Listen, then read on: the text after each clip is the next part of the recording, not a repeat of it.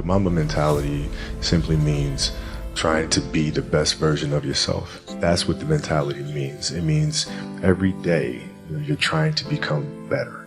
And it's a constant quest. It's an infinite quest.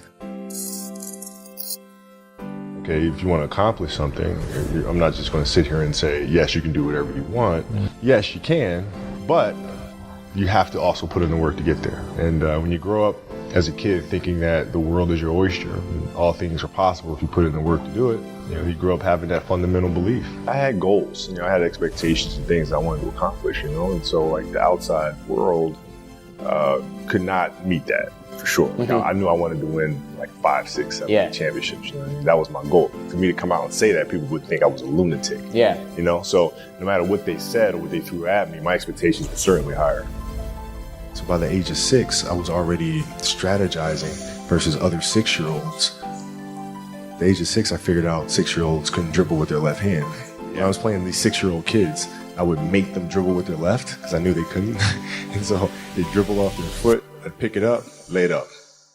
Do it again, dribble off foot, pick it up, lay it up. So at 6 years old, I had 63 points. And I scored not a free throw, not a lucky shot, not a breakaway layup, 0 points. And I remember crying about it, being upset about it. And my father just gave me a hug and said, listen, whether you score 0 or score 60, I'm gonna love you no matter what. Wow. Now, that is the most important thing that you can say to a child. Because from there, I was like, okay, it gives me all the confidence in the world to fail. I have the security there. But to hell with that, I'm scoring 60.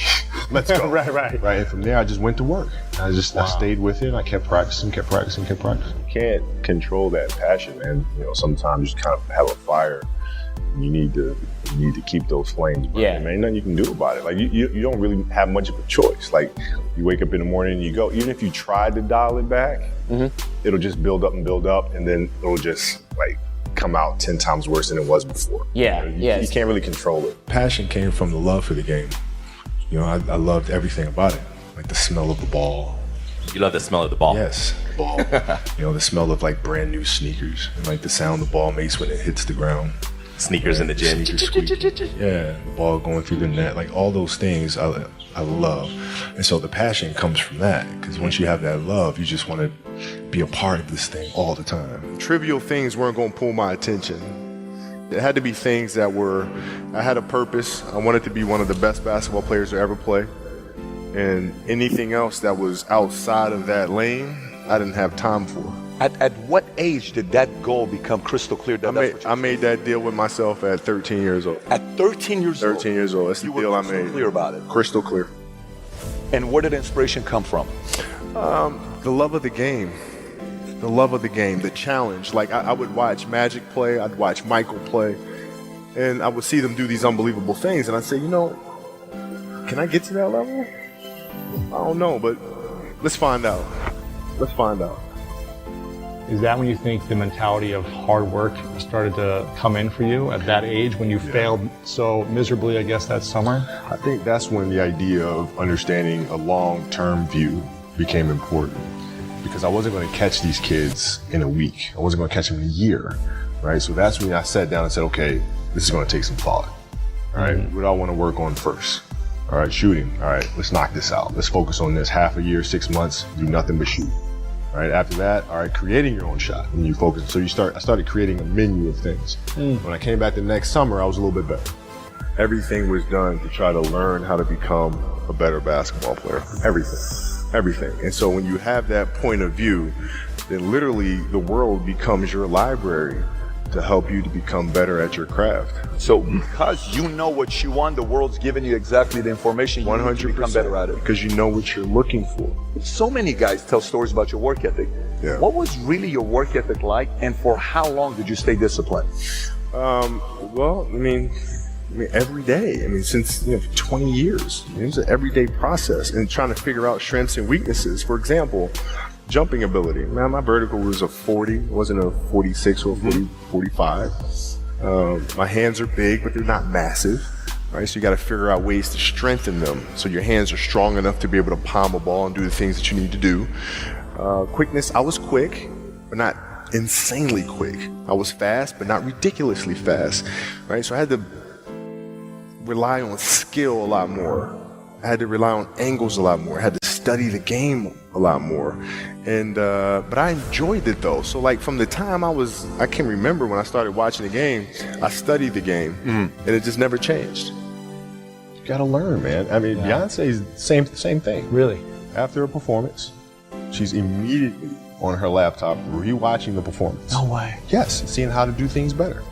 What could we have done differently? Right? I mean, it's an obsessiveness that comes along with it. You want things to be as perfect as they can be, understanding that nothing is ever perfect. But the challenge is try to get them as perfect as they can be. And what can you do? It's in your control. You really focused on practice. Tell us what you brought to practice and how you sort of made that standard for the rest of your team. Well, I mean, here's why practice was important to me. Not from just the standpoint that I enjoyed playing. Like, I enjoyed being there. I enjoyed getting better. But as a leader of a team, it's also your responsibility to elevate the rest of the guys. And what people tend to get stuck on a lot is saying, okay, the way to make players better is to pass them the ball when they're open. It's a very trivial way to look at things.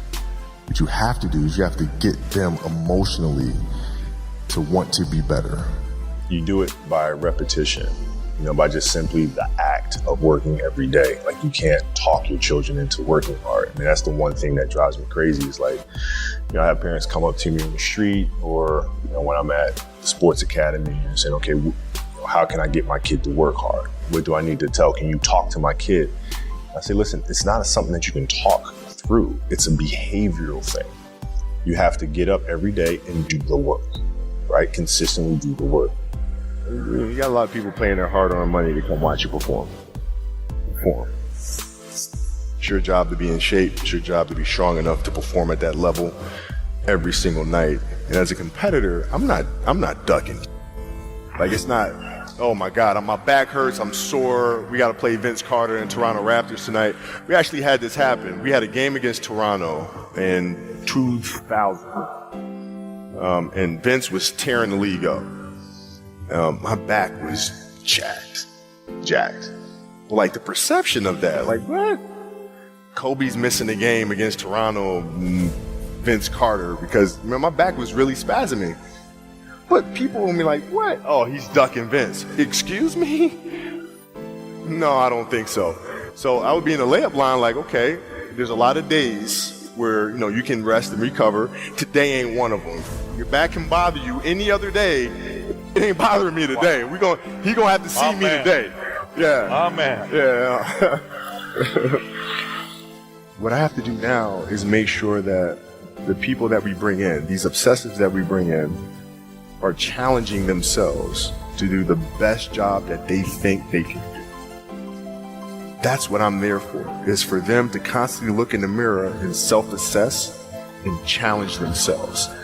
If we have a project and you're saying, okay, I can do that, that's not the project we want. The projects that say, I don't know if I can animate that. I don't know how to write that story. I don't know how to do that. Those are the things we want, because through that curiosity, you'll reach a level that you didn't think was possible. And so running the studio, that's what I'm doing.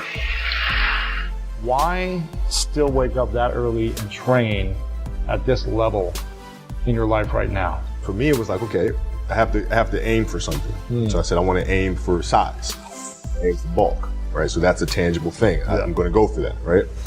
But then also, it's, my children. Because your kids can't see how hard you work. You go to the office, I come to the studio, they don't really see the effort, right? So how can we teach our children what it means to work hard? Well, you do it through training. This is the level of attention to detail you need to have in everything you do. So it's setting the example. Same thing with my wife. My wife's a stay-at-home wife, right? So she works really hard at that. I mean, it's, and so her attention to detail with that as well are examples for our children. And then for my wife, it's, she's as competitive as I am. She's just like, listen, man, if you're going to be out here training 8 hours a day, if you're going to spend 9 months out of the year away from your family, you better win the championship. What are we doing this for?